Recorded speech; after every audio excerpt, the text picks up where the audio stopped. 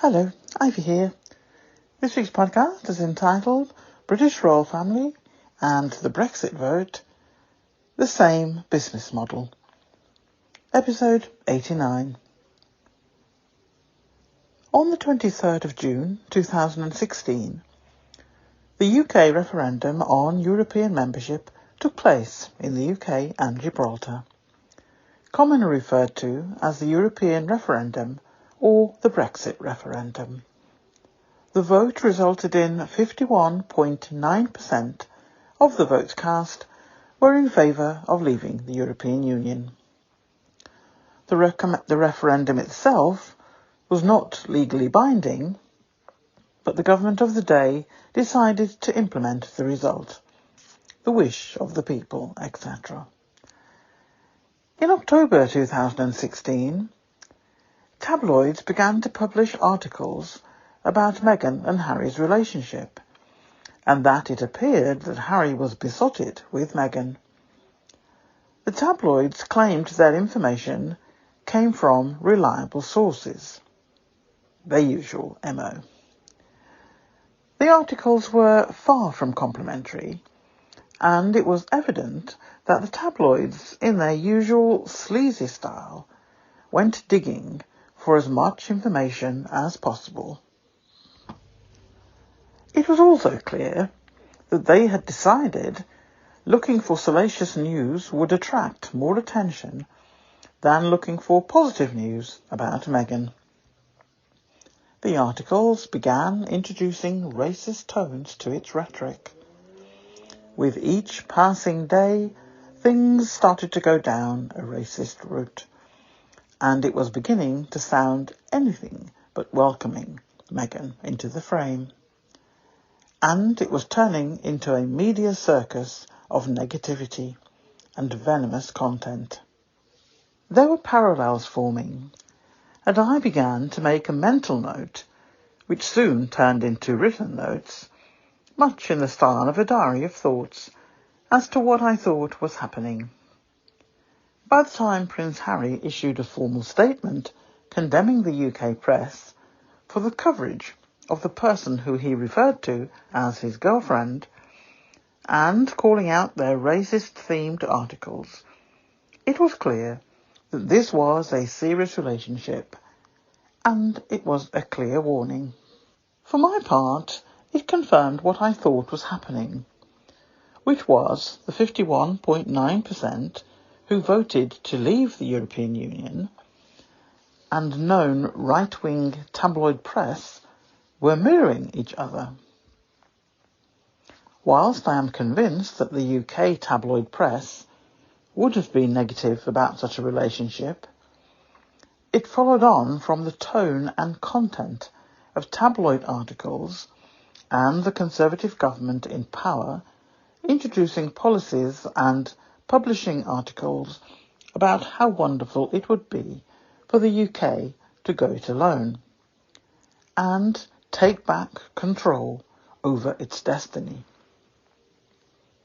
The general consensus between those two factions, who had been stoking up that type of rhetoric and divide in the country for years, suddenly had this boost of confidence that this was the time to be proud to be British, and to reinforce and strengthen things that made the UK strong in the past. Confident that it could go it alone in the future, because most countries would want to do trade deals with the UK because of its history and stability. Meghan, appearing in the tabloids' eyesight in 2016, weeks after such a crucial vote, was like putting one's hand into an open grow bag in the garden without looking inside at the state of the potting soil, and finding a few hungry snakes had decided to sleep in there before going out to search for food again. The soil represents the UK nation, and the snakes represent the tabloid reporters. Royal reporters, to be precise. I need to point out here that in most other countries, tabloids are seen as gossip publications, often with way out there theories, and those that read them do so for the entertainment value, and the hope that the odd bit of gossip about someone could actually be true. Most thinking people of reasonable intellect would recognise the difference between such publications and actual newspapers.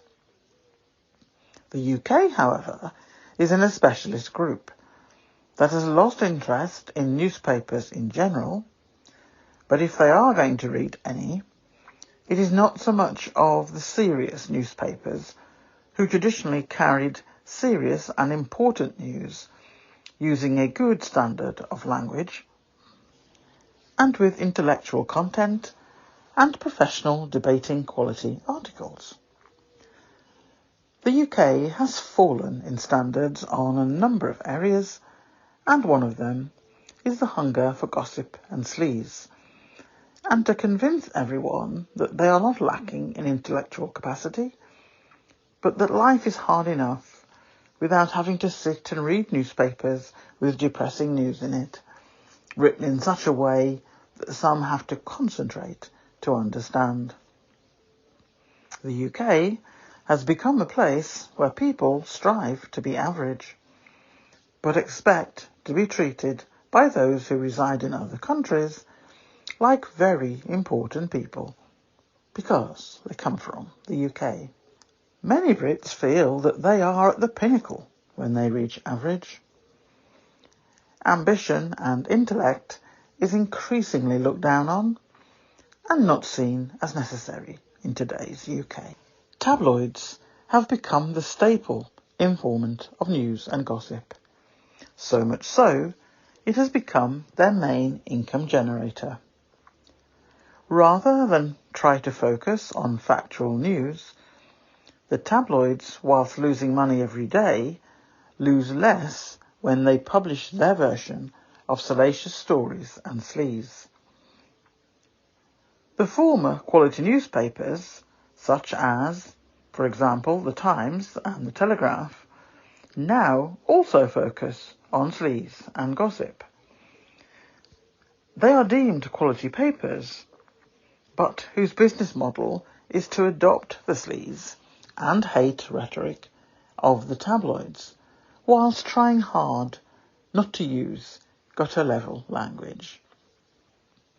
Tabloids quickly became the news publications of choice, pushing right-wing agendas and promoting nationalism and encouraging people to focus on improving things here in the UK and not have to ask permission from anyone else to do so. Anything not working well in the UK was blamed on modern thinking and immigration. Most of the younger ones pushing the far-right objectives do not remember when the UK actively went out to places such as the West Indies in the 1950s and set up recruitment offices on the islands, requesting people to come and work in Britain in such professions as the health service, as nurses, and working on London transport buses, mainly, or in factory jobs, working in the smog-filled environments such as foundries in those factories. All jobs that many white people felt they were too good to do. Over time, people began to arrive in the UK from a number of countries, but in particular Eastern European nations. People had been arriving in the UK from countries such as Uganda, escaping violence and persecution. One way to look at this growing situation is to use the following analogy. The UK, in its colonial days of oppression, hidden under the guise of educating the people of colour, mainly to adopt English ways, sowed a lot of seeds in various places, and the people of such places were given British passports and freedom of travel. When some of those people travelling on work visas to the UK began applying for jobs that were blue and white collar professions, resentment started to build. Some areas of the country were deemed only habitable by the wealthy and white population, likewise some professions and societal groups. Resentment started to build. Some Caucasian people were feeling threatened and felt that they would never be able to secure senior roles because they were occupied by people coming from abroad. This is a very simplistic description of the situation, but it would take many hours even to give a reasonably detailed overview. As long as you take this as a helicopter summary of an evolving environment in the UK among the various classes. When I begin to shadow the experience of Meghan entering this country and the treatment that she has received, both here in the UK and its continuance back in her home state, I hope you will see the many, many threads interconnecting. To add another layer of concern to all of this is if this can be done in an open forum in front of the eyes of the world as well as the nation, just imagine what they have done to those not in the public eye, and what they will continue to do to ordinary people who are seen as not knowing their place, and who have thoughts and uses dialogue considered to be above their station. The story of Meghan and by default Harry is a rich subject, crying out for global research in many aspects. The story of the breaches in human rights of a famous and wealthy couple and their children should never be dismissed out of hand. Their story and their pain and suffering is the lid on a jar full of much worse, suffered by people who have no voice and have no resources to fight corporate organisations or self-regulating professional bodies or societal groups with privilege or any entity which is deemed above the law and whose members are there by birthright. Not competence or fair recruitment processes against valid competition. The UK treatment of an American citizen on UK soil for 3 years is abhorrent, and the continuance of stalking and harassment every single day for the last 3 years and counting, now that Meghan and Harry reside in the USA. 3 years of abusive behaviour on a USA citizen needs to be challenged in an international court, not least because it has implications for all those oppressed victims based in a number of countries where their own legal framework has failed them. It is time for the international human rights forums to step up to the plate. Let me say here, I could care less about the UK's plans to remove itself from aspects of human rights legislation. The fact remains that this country abused and continues to abuse a citizen of another country, and regardless of what watered-down legislation is in place on this island, it does not alter the fact of the actions against a citizen of another country where there is respect for human rights legislation. The UK needs to be held responsible, i.e., the abusers held to account in a legal setting. In terms of the international legal forums, all those unheard voices from many countries, some of whom we have mentioned in our campaign, have every right to be heard and protected from abuse inflicted upon them in their respective countries. Everyone has protection under the law. That remains true, and therefore whatever changes the UK introduces, including making it harder for people to approach assistance in an international forum, needs to be challenged in those international forums. It should not need me to say these things, or people working with me on this campaign. We are not legally trained, but we recognise when something is wrong, and this coercive control activity needs to be brought to heel.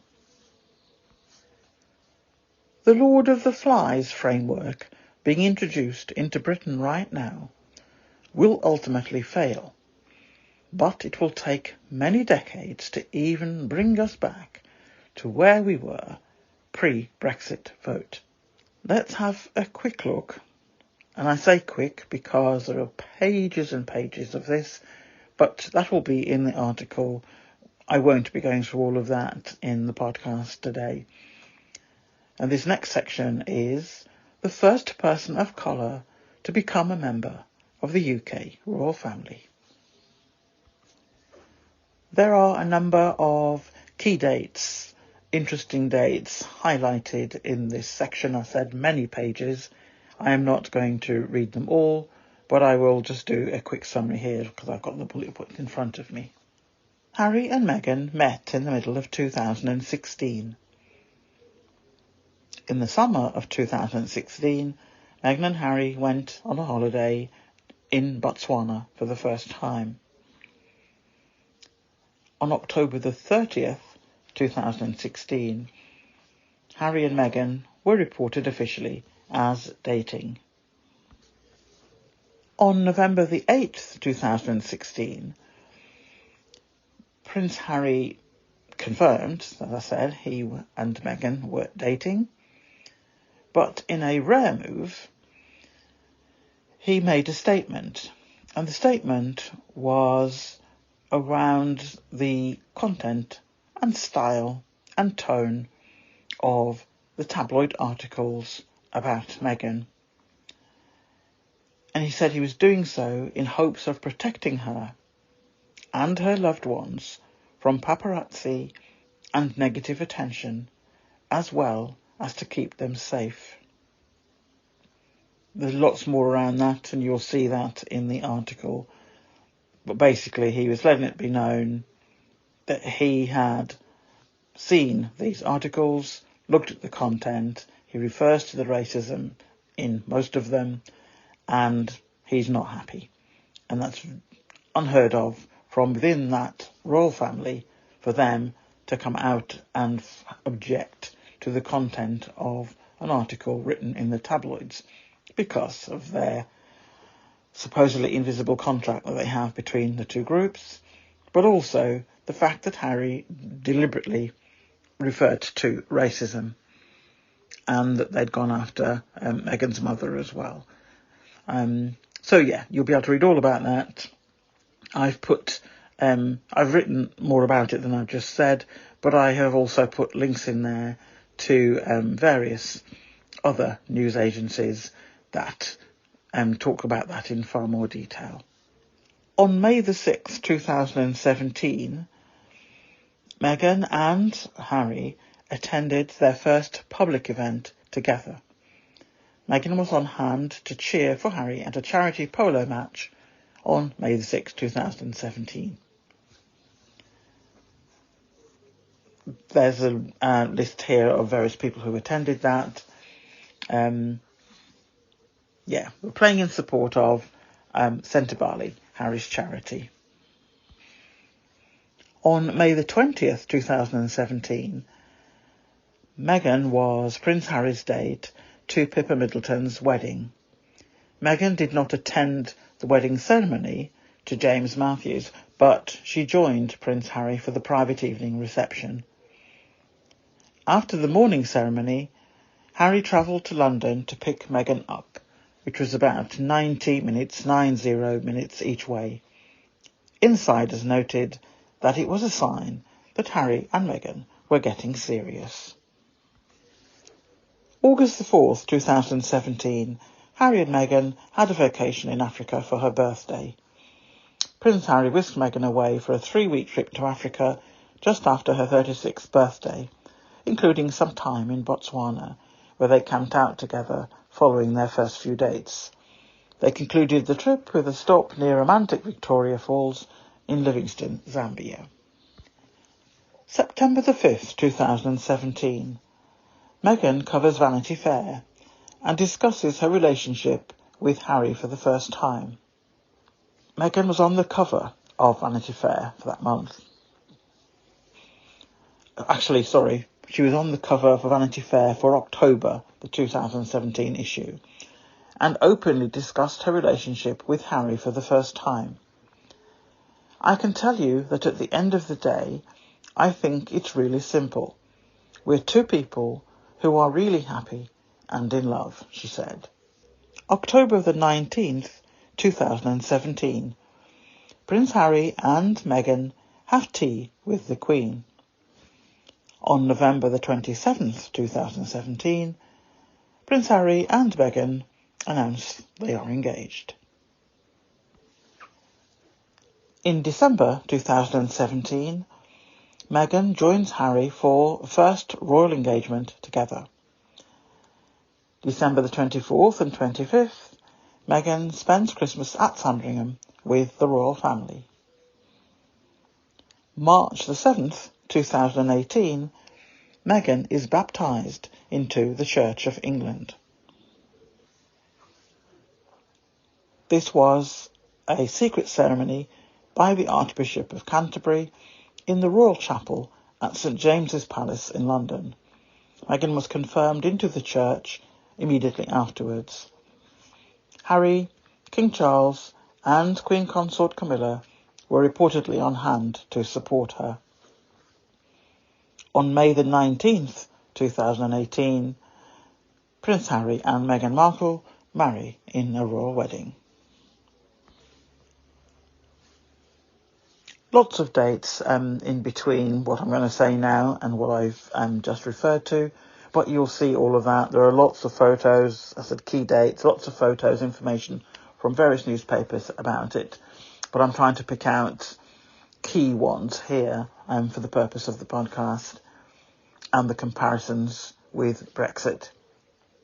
So this one is October the 18th, 2019, and it is about Meghan suing Associated Newspapers for publishing parts of a letter she wrote to her father. Meghan filed a lawsuit against Associated Newspapers for printing portions of a private and confidential letter she wrote to her father, Thomas Markle, in the Mail on Sunday. Meghan sent the letter in August 2018 after Thomas missed her royal wedding to Prince Harry and spoke to tabloid media. Legal documents claim that Meghan expressed her intimate thoughts and feelings about her father's health and her relationship with him at that time in the handwritten note. Prince Harry said in a statement, "Unfortunately, my wife has become one of the latest victims of a British tabloid press that wages campaigns against individuals with no thought to the consequences. A ruthless campaign that has escalated over the past year throughout her pregnancy and while raising our newborn son. He added that he and Meghan continued to put on a brave face, as so many of you can relate to. I cannot begin to describe how painful it has been." Meghan would go on to win her lawsuit, and the Sussexes would eventually completely cut ties with several major UK tabloids. On the same day the lawsuit was announced, a clip from Meghan and Harry's ITV documentary, Harry and Meghan, An African Journey, was released, in which Meghan discussed her struggles as a new mom in the public eye. Any woman, especially when they're pregnant, you're really vulnerable. And so that was made really challenging. And then when you have a newborn, and especially as a woman, it's a lot, she told host Tom Bradby. So you add this on top of just trying to be a new mom or trying to be a newlywed. It's, I guess. Also, thank you for asking, because not many people have asked if I'm okay. But it's a very real thing to be going through behind the scenes. End of quote. Meghan would later say on her Archetypes podcast that during their tour of Africa, there was a fire in the room where Archie was supposed to be sleeping. But he was not in the room at the time of the incident. She said she was in tears and shaken by the incident, but was not permitted to speak of it publicly at the time, and wasn't allowed to cancel the further royal engagements she and Harry had scheduled.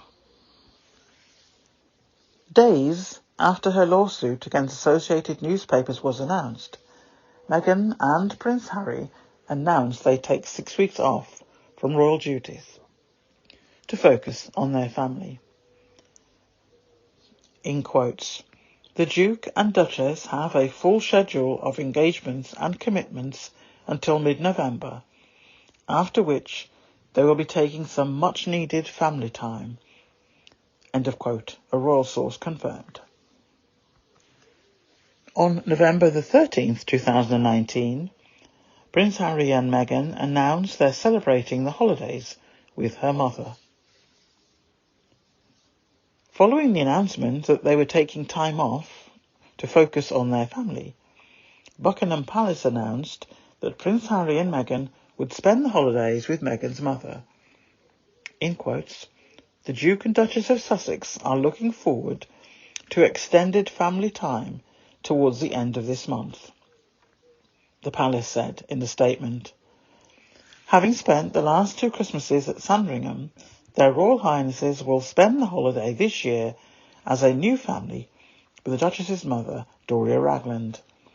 This decision is in line with precedents set previously by other members of the royal family and has the support of Her Majesty the Queen. End of quote. On January the 8th, 2020, Prince Harry and Meghan, who had been staying in Canada at that time, shocked the world when they announced they were stepping down as senior royals. In quotes, after many months of reflection and internal discussions, we have chosen to make a transition this year in starting to carve out a progressive new role within the institution. End of quote. The Sussexes said in a statement on Instagram. Another quote, we intend to step back as senior members of the royal family and work to become financially independent whilst continuing to fully support Her Majesty the Queen. It is with your encouragement, particularly over the last few years, that we feel prepared to make this adjustment. Days later, Harry, King Charles and Prince William had a Sandringham summit to discuss the Sussexes' royal future. After the 90-minute discussion, Queen Elizabeth said in a statement, today, my family had a very constructive discussion on the future of my grandson and his family. My family and I are entirely supportive of Harry and Meghan's desire to create a new life as a young family.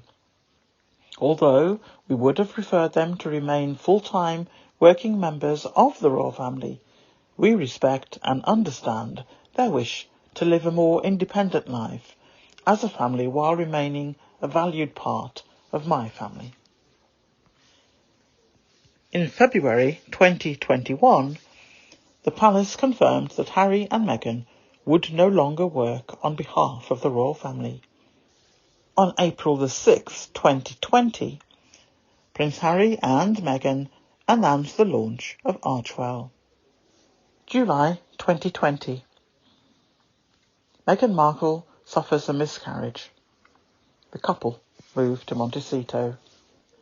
July 2020 was a tumultuous time for Prince Harry and Meghan. In a November 2020 op-ed for the New York Times, Meghan revealed that they had suffered a pregnancy loss that July. Losing a child means carrying an almost unbearable grief, experienced by many, but talked about by few. She wrote, adding that she and Harry comforted one another while she was hospitalised. She described the moment during which she was tending to son Archie in heartbreaking detail. After changing his diaper, I felt a sharp cramp. I dropped to the floor with him in my arms, humming a lullaby to keep us both calm. The cheerful tune, a stark contrast to my sense that something was not right, she wrote. I knew, as I clutched my firstborn child, that I was losing my second. In a conversation with Oprah Winfrey that aired on March the 8th, 2021, Prince Harry and Meghan dropped numerous bombshells, including revelations about Meghan's struggles with her mental health and a perceived lack of support from the firm, as well as being subjected to racism. One incident Meghan addressed was the rumour that she made Kate Middleton cry in an argument over Princess Charlotte's flower girl dress, claiming that it was actually Kate who made her cry, but adding that Kate apologised and was a good person. Meghan said her biggest regret was believing the royal family would protect her, explaining that it was really hard to reconcile because it was only once we were married and everything started to really worsen that I came to understand that not only was I not being protected, but they were willing to lie to protect other members of the family. But they weren't willing to tell the truth to protect me and my husband. Meghan also said that while the public was told that she and Harry didn't want their children to have royal titles, that was a lie. They did want them so that their children could have security. She said Harry also claimed that there were concerns and conversations about how dark Archie's skin might be when he was born and what that would look like. Though they didn't name names at the time as to who made the racist remarks, they did clarify that it was neither Queen Elizabeth nor Prince Philip. There's a section in the article from 2021 where Harry says that he fears not being able to protect Meghan from the same paparazzi and media that hounded Princess Diana.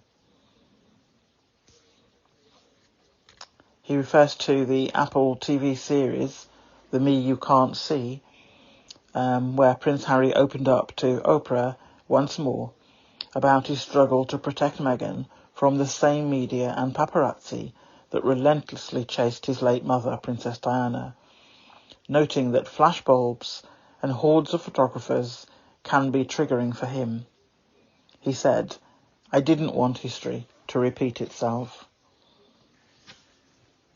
We get followed, photographed, chased, harassed. The clicking of cameras and the flashes of the cameras makes my blood boil. It makes me angry and takes me back to what happened to my mom and what I experienced as a kid. Harry said in the docuseries, not just traditional media, but also social media platforms as well. I felt completely helpless. There's a section of the article looking at the Netflix docuseries Harry and Meghan, the episodes that aired in December 2022. The pair shared an inside look at their romance, family and life as royals in the series. The opening moments also saw the couple getting emotional as they discussed their decision to step back from royal life in early 2020. "I just really want to get to the other side of all of this," said Meghan, adding, "I don't know what to say anymore," before starting to cry. "Unfortunately, in not standing for something, they are destroying us," the Duchess of Sussex also added, apparently referencing the royal family. The next section in the article looks at summary reasons why UK people voted to leave the European Union. It's done by two different surveys by two different newspapers, and you'll be able to see for yourself because there's far more detail, as you can imagine and appreciate, in the article, together with a number of images and so on. But there are some similarities. It's not as if they're completely different lists. So it's quite interesting to see that, and also to then connect it back to the Sussexes, their experiences, and what led to them having to leave the UK. There is much in common. So, summary reasons why UK people voted to leave the EU. Number 1. Brexit economic warnings backfire. What started off as a trickle soon became a steady stream and ended up as a flood. The public was bombarded with warnings about how they would be poorer if they voted to leave the EU, but in the end weren't convinced by what they were told and or believed it was a price worth paying.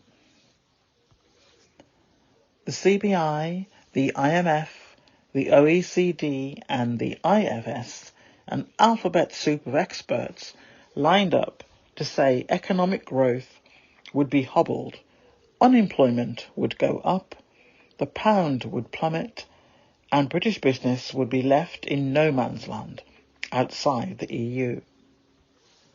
The Bank of England raised the prospect of a recession, while the Treasury said it would be forced to put income tax up and slash spending on the NHS, schools and defence. If that wasn't enough, President Obama suggested the UK would go to the back of the queue in terms of securing a trade deal with the US, while top EU official Donald Tusk hinted at the end of Western political civilization. Some on the Remain side accepted this was overkill and that so-called Project Fear had got a bit out of hand, while the Leave campaign was quick to dismiss the naysayers as wealthy, unaccountable elites with their own vested interests talking down Britain.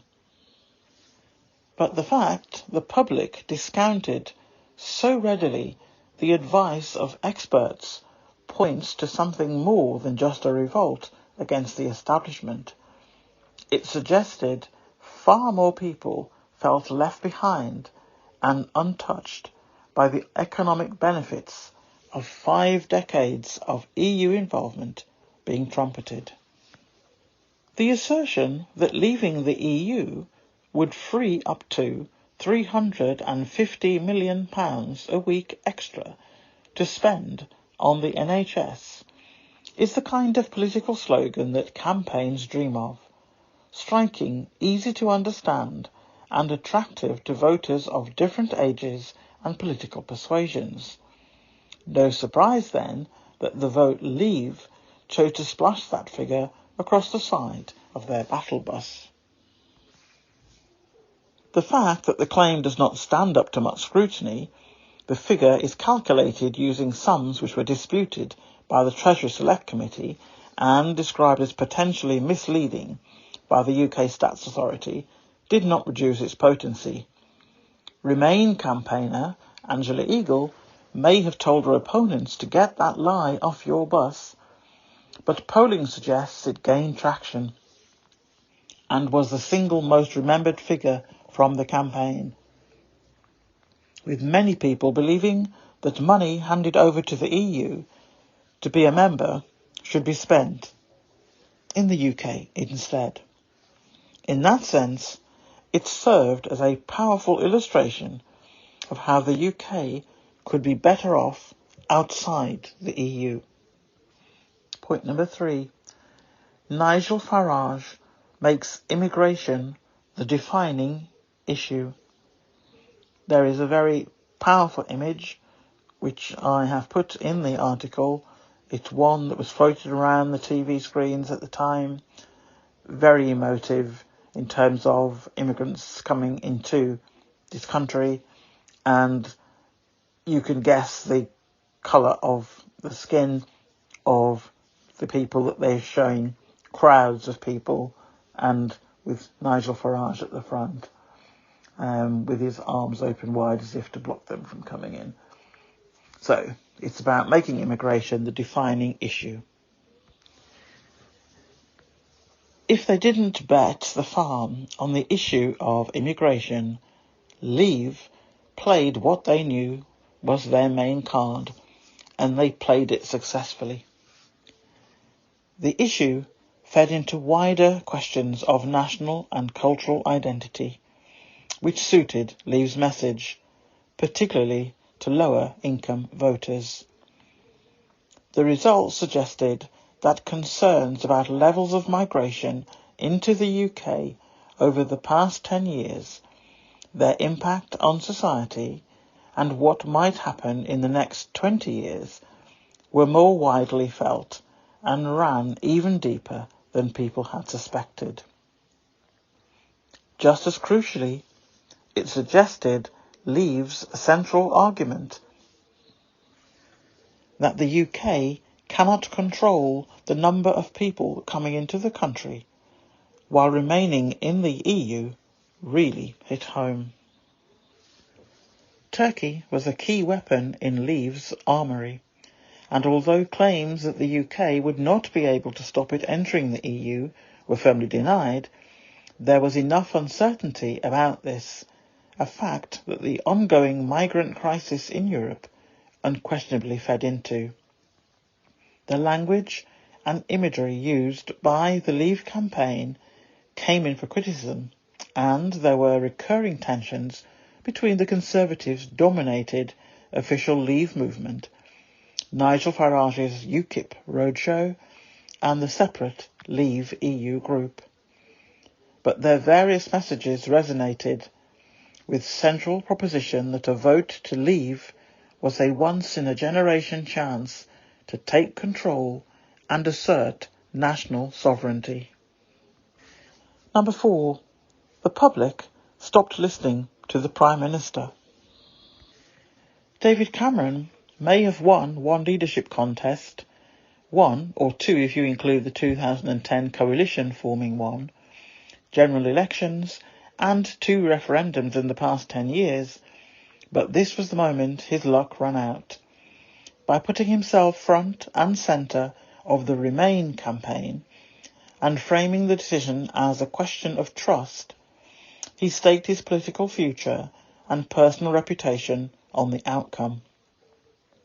Having put so much store on his ability to secure a fundamental change in the UK's relationship with the EU, it was inevitable that the concessions he came back with following 9 months of negotiations would be dismissed as a damp squib by Eurosceptics in his party. But this summed up a deeper problem. Having constantly stated that he would not rule anything out, he didn't get what he wanted, trying to enthuse the UK to stay in on the basis of reforms most believed were modest, at best were always going to be difficult to sell.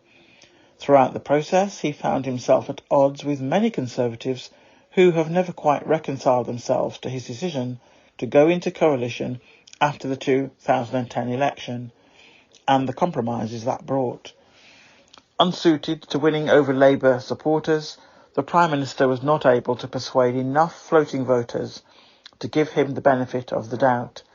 It was his failure to get the outcome he wanted, coupled with his desire to try and unify the country. after the bruising campaign that prompted him to say he would stand down as Prime Minister by October. Labour failed to connect with voters. The Remain campaign always needed Labour voters to win the referendum, and the fact that they did not play ball will be subject to a long and acrimonious post-mortem within the opposition. Not only did Labour, 90% of whose MPs backed staying in the EU, badly misjudged the mood of its supporters. When it realised something was wrong, it was unable to do much about it. Number 6 is entitled The Big Beasts, Boris Johnson and Michael Gove. There's quite a bit of narrative around that, which you'll see in the article. And because of time, I'm looking how long this is lasting already. I'm not going to read all of that out. Needless to say that they were deemed to be pivotal in the actual result in the end. Because of the way they went about it, they were popular, very strong team.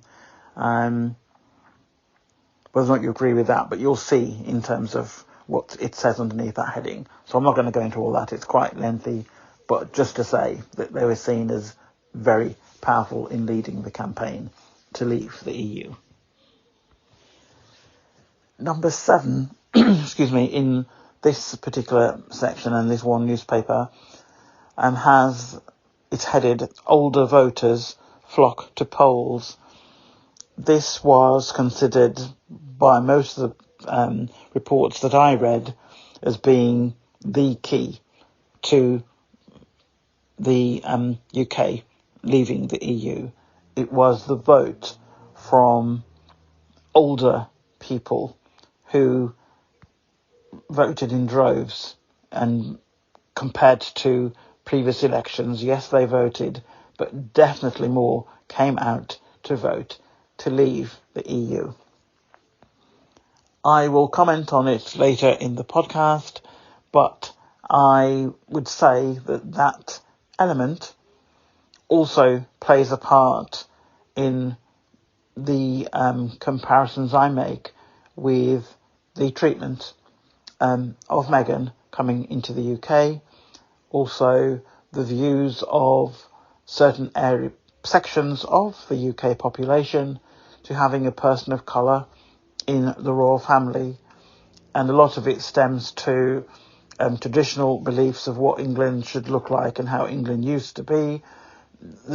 In their mind anyway, their memories are only of the positives, and where negatives have come in the decades since then, it is because of new ways of thinking, new people coming into the country and their culture changing. And the older age group also play a part in how they view the royal family, because, and I've said it before in podcasts, and that has been backed up, and I'm getting those figures from data, research data, over 75% of people that are regarded and class themselves as royalists, so over 72% of people who regard themselves as royalists and who want a royal family in place, they're also over the age of 75. So the figures are quite close, that's why I was getting them mixed up. It's 72% of the people that want a royal family to be in place are in the similar age bracket to the senior royals now. They are in their 70s and above, 75 and above. And people from age group 50 to 75, it's much, much smaller. It's not even just a gradual decline. It's quite a noticeable figure. And people from 30 to 50, again, they're not really supportive of a royal family. And young people below the age of 25, it was single figures. So my view on that which I'm not now going into detail, so I'll do it at the end, but I might as well now have started. My view on that is that the supporters that are shouting the loudest now, the majority of them are in that age bracket, similar to the vote that took England out of the EU, or I would say the UK out of the EU. That age group, by natural processes, is not going to be around for long, and thereby things will start to shift naturally anyway, if not before. So regardless of who's king now, and if there is such a thing for William to succeed to in the future, his own age group, the majority of them don't want a monarchy anyway. And then if you go below that, as I said, the figure goes down to single figures when you get to, I think it's either 30 or below 25. It was quite stark. So I don't think that they have a bright future anyway, but I do think it's, at this stage, a lot of the older age group, my age group, that have voted this way and who want to see England return. I say England because I don't believe that Scotland and Wales and Ireland feel the same way, but, you know, officially it's the United Kingdom. They want to see the country how it was before. And they're the ones who you will see on keyboards, you know, posting hate. Not always, but most of them are in that age bracket. And it's the same thing. It's as if it doesn't matter what the royals do. It doesn't matter if there are questionable relationships that they have, questionable things that they do in business. It doesn't matter. They're white. You know, and as long as it stays like that, it's a figurehead for the country, and it's an emblem for them. It's something that makes them feel that we have stability. So that's all I will say on that. You will see more in the article, but it's coming out quite strong, not just on these two papers that I've picked out here for the podcast. If you look it up, it's that age group that swung the votes the way that it went in terms of the EU. It's certainly that age group that is occupying most, not all, but most of the online hate towards Meghan. It's quite shocking, really, but it's people that have time to sit around and be on keyboards. There are others, but they form a large part. Whether they're lonely, whether whatever, you know, things are going on in their life, but that older vote on a number of things is coming through. I don't think it's going to necessarily be the same in the future, even though I said because of nature, they're not going to be there. But just even from the past, that wasn't the case. It seems to have been in the last sort of 10, 15 years, that age group, that area of the population of the UK has come forward now and is voting accordingly.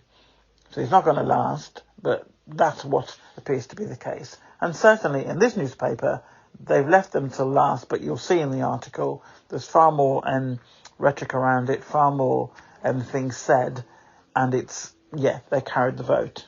It was very powerful. An extract from this one newspaper, first it's all listed in the reference sources. While experts will pore over the finer details of turnout over the next few days and weeks post the result, the cry inevitably will go up that it was older voters that won it for Leave, particularly in the South, Southwest, Midlands and the Northeast. It is a matter of fact that the older you are, the more likely you are to make the effort to vote. 78% of those 65 or over voted in the 2015 election, compared with 43% of 18 to 24-year-olds and 54% of 25 to 34-year-olds. Despite the last-minute rush to register, which saw 2.6 million people sign up, many of them younger voters, between the 15th of May and the extended deadline of the 9th of June, the breakdown may not be radically different this time. Factor in researching suggested that support for Brexit was significantly higher among those aged 55 and over, than among younger age groups. 3 out of every 5 voters were aged 65 or over said they wanted to leave. Of course, it's not as simple as that, with many younger voters will also have supported Brexit across England and Wales, but a big intergenerational divide in voting patterns is just one of the many talking points going forward. Number 8. Europe always slightly alien. The UK's relationship with Europe has never been simple nor static. It took the country years to join what was then the European Community, and even then, when it was last put to the vote in 1975, many backed it grudgingly or for narrow economic reasons. Many of those have since changed their minds, with their earlier ambivalence turning into outright hostility. There have been decades of scepticism towards the EU among politicians and in large parts of the UK media. The younger generation were generally seen as pro-EU, but it remains to be seen, once the details of the voting is looked into, how the results broke down by age. What appears clear from the campaign is that the vote to leave was as much a statement about the country's national identity and all that it involves as it was about economic and political future. In this different, and by a different newspaper reported back on it, they have 7 reasons why people voted to leave the EU. Although the Leave campaign often focused on emotional arguments about immigration, there are in fact many reasons those in favour of leaving believed it would benefit the UK. They came from across the political spectrum, and some of the arguments even contradict others. Here are 7 of the most significant. Argument number 1. The EU threatens British sovereignty. Again, this is a long section, so I'm just going to read a couple of lines from it. You will see it in the article. Over the past few decades, a series of EU treaties have shifted a growing amount of power from the individual member states to central EU bureaucracy in Brussels. On subjects where the EU has been granted authority, like competition policy, agriculture, copyright and patent law, EU rules override national rules. So it is all about British sovereignty and having another body override decisions, not all, but some decisions on some major things within the nations that are part of the EU. Argument number 2. The EU is strangling the UK in burdensome regulations. Many British Conservatives look at European bureaucracy in Brussels the same way American Conservatives view the Washington bureaucracy. Argument 3. The EU entrenches corporate interests and prevents radical reforms. This is the mirror image of the previous 2 arguments, whereas many British Conservatives see the EU as imposing left-wing big government policies on Britain. Some on the British left see things the other way around, that the EU's anti-democratic structure gives too much power to corporate elites and prevents the British left from making significant gains. Argument 4. The EU was a good idea, but the euro is a disaster. So what changed minds, where there are more MPs now who wanted to leave? The global recession that began in 2008 was bad around the world, but it was much worse in countries that had adopted Europe's common currency, the euro. The unemployment rate shot up above 20% in countries like Greece and Spain, triggering a massive debt crisis. Years after recession, Spain and Greece are still suffering from unemployment rates above 20%, and many economists believe the euro was the primary culprit. Luckily, the UK chose not to join the common currency, so there's little danger of the euro directly cratering the British economy. But the euro's dismal performance still provides extra ammunition to Brexit supporters. Argument 5, repeating what was said in the last list that I read out. The EU allows too many immigrants. The intellectual case for Brexit is mostly focused on economics, but the emotional case for Brexit is heavily influenced by immigration. EU law guarantees that citizens of one EU country have the right to travel, live and take jobs in another EU country. British people have increasingly felt the impact of this rule since the 2008 financial crisis. The Eurozone has struggled economically, and workers from Eurozone countries such as Ireland, Italy and Lithuania, as well as EU countries like Poland and Romania that have not yet joined the common currency, have flocked to the UK in search of work. Some voters are also concerned about immigrants using scarce public services. Argument 6. The UK could have a more rational immigration system outside of the EU. While many Brexit supporters simply want to reduce the amount of immigration overall, others argue that the UK could have a more sensible immigration system if it didn't have the straitjacket of the EU. EU rules require the UK to admit all EU citizens who want to move to Britain, whether or not they have good job prospects or English skills. The last one for this section, argument 7, the UK could keep the money it currently sends to the EU. Meghan was regarded as an outsider coming into the British royal family and taking the role from a classic English rose. Within the top societal groups, which I've said many, many times, where they look after one another, that's why they're still up there. That's aristocracy, police, legal services, government, British royal family, newspaper owners, media generally, TV and printed. They have still a colonial attitude. Too many view people of colour as less than, but refugees and immigrants who are Caucasian are not deemed to be an issue, as long as they occupy jobs that most UK people are not qualified to do, for example, doctors. Black asylum seekers of refuge in the UK are treated less favourably than those from the Ukraine, for example.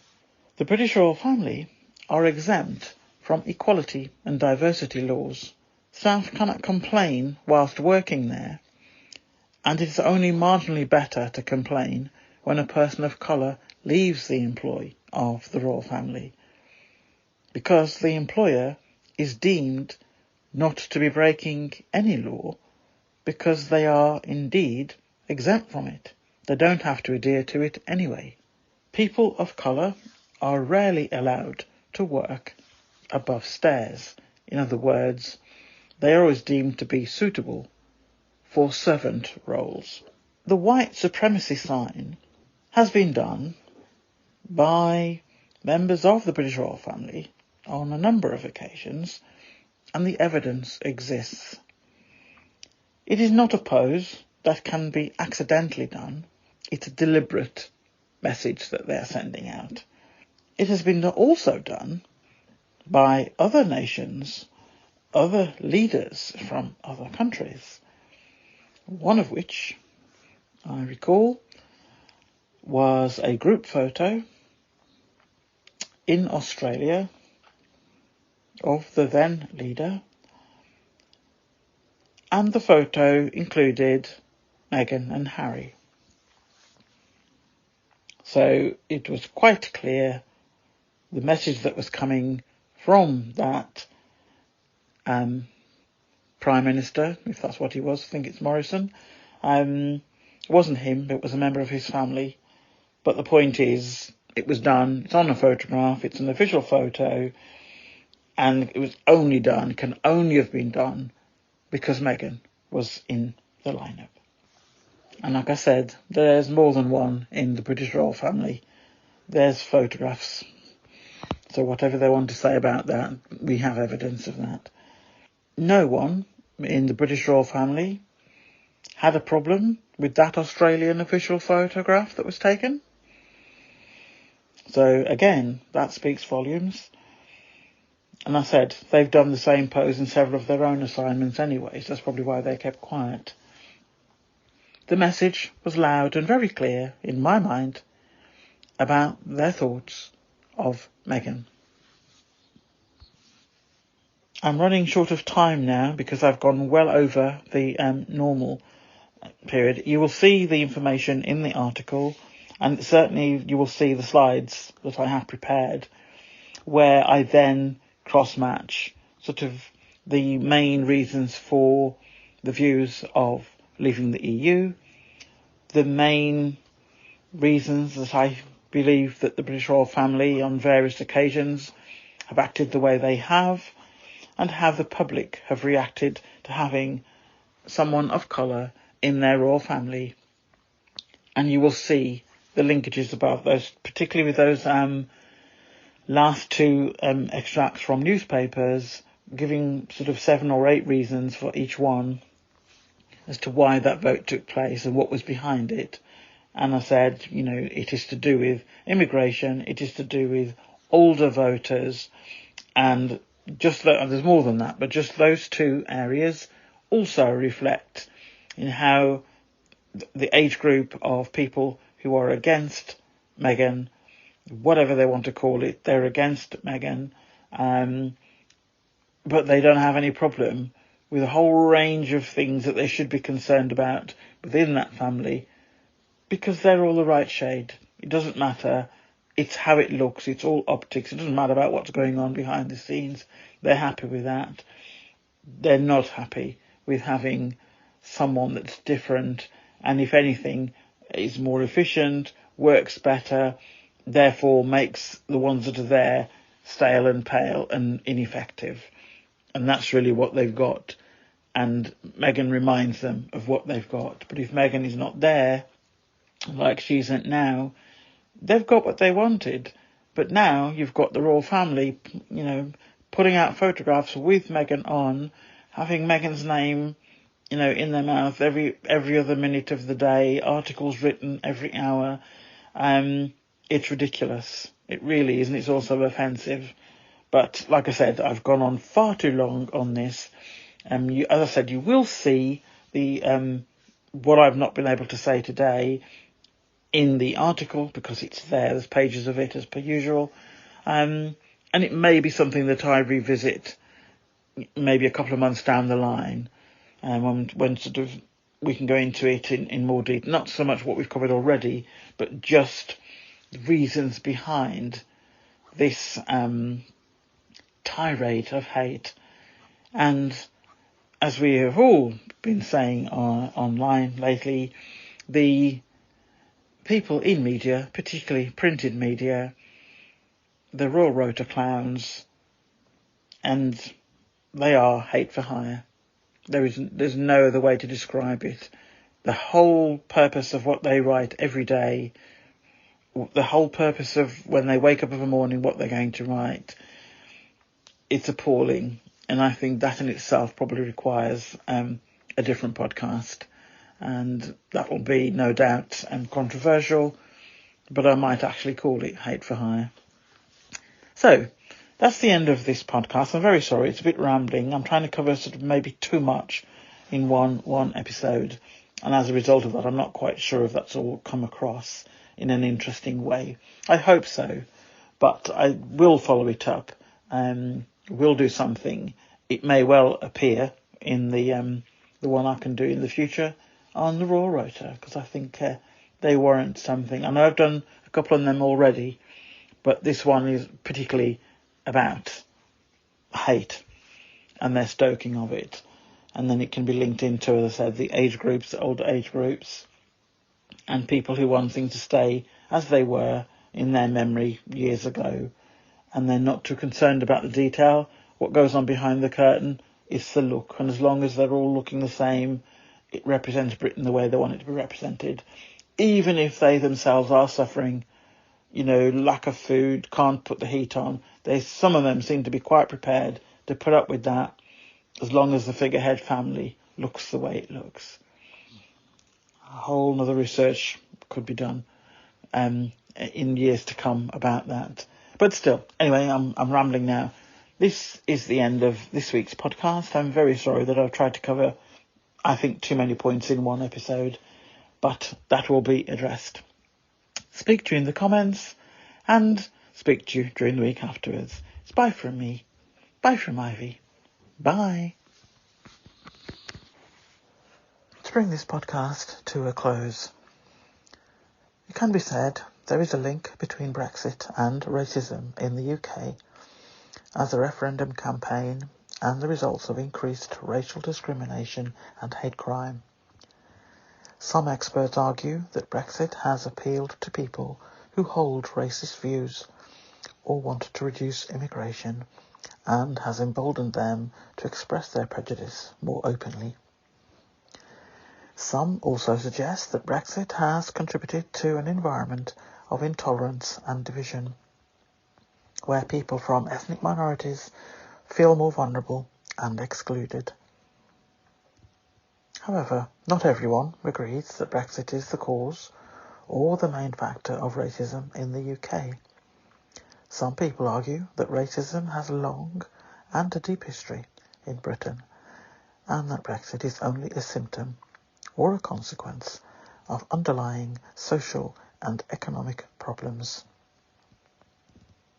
Some also claim that Brexit is not motivated by racism, but by other issues such as sovereignty, democracy, trade, or culture.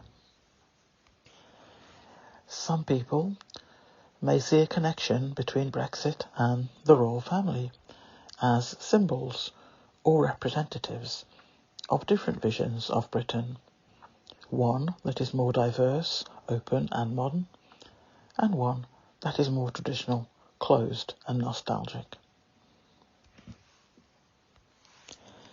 These visions may clash or coexist in different ways depending on one's perspective and experience. Harry and Meghan have spoken out about their experiences of racism and lack of support from the royal family and the British media. They also said they felt isolated and unprotected by the institution, and that Meghan had suicidal thoughts but was denied help. These allegations have sparked a lot of debate and controversy among the public and the media. Some people have expressed sympathy and solidarity with Harry and Meghan, while others have accused them of being disrespectful and ungrateful to the monarchy. Some people have also called for a reform or an abolition of the monarchy itself, arguing that it is an outdated and oppressive institution. I have to say that I certainly agree with that latter point. I won't say any more because I think I've gone on far too long, and I seriously was in two minds about making this into a two-parter, but I think I shall upload this as one. So, speak to you in the comments as usual, and speak to you during the week. It's bye from me. Bye from Ivy. Bye.